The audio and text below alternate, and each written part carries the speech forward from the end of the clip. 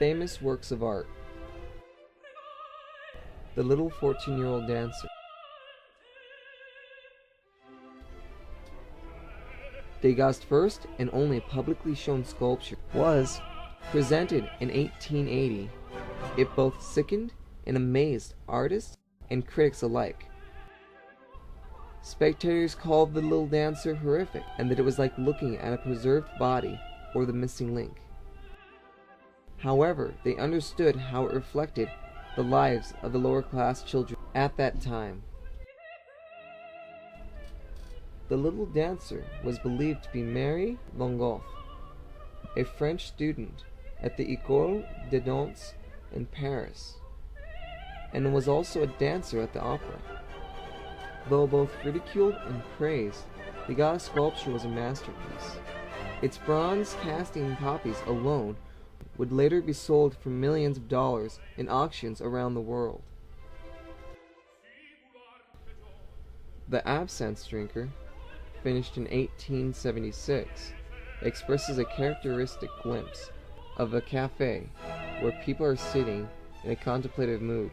However, due to Degas' off-center figure placement, the scene is somewhat depressing and dark,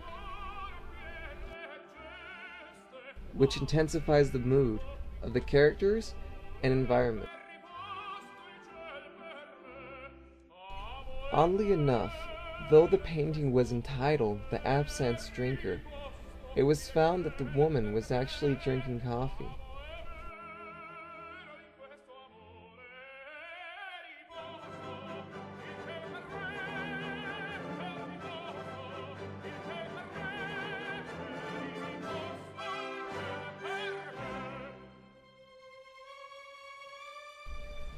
Women ironing. In Women Ironing, Degas gives an insensitive portrayal of two poor laundresses in Paris. The two women in Degas' painting illustrate a lucid view of the working class, but one not divided by tenderness. As one of Degas' favorite subjects between 1869 and 1895, laundresses hard at work, worn out to the bone, gave him what he believed to be the soul of the people of France. Artists influenced by Degas. Edward Manet. Manet was a French painter and printmaker. He was one of the first 19th century artists to approach modern life subjects. Manet was a prevalent figure in the transition from realism to impressionism. Unlike the core impressionist groups, Manet believed that an artist should show their work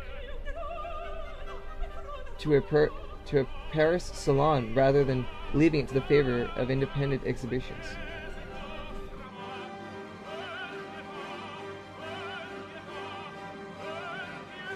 Mary Cassatt. Cassatt was an American painter who spent much of her adult life in Paris. She spent much of her younger life traveling around Europe. It wasn't until she learned of Impressionism, when visiting an Impressionist exhibition, that she took interest in the style. Cassatt's paintings were expressions of her ability to get around limitations that were placed on the women of France, and reflected another aspect of modern life.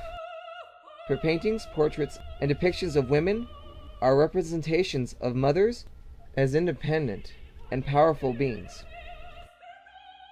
After joining the Impressionist groups, Mary Cassatt and Edgar Degas grew a very strong relationship based on their work, and they would occasionally go to weekly dinners, which was out of the ordinary for Edgar Degas.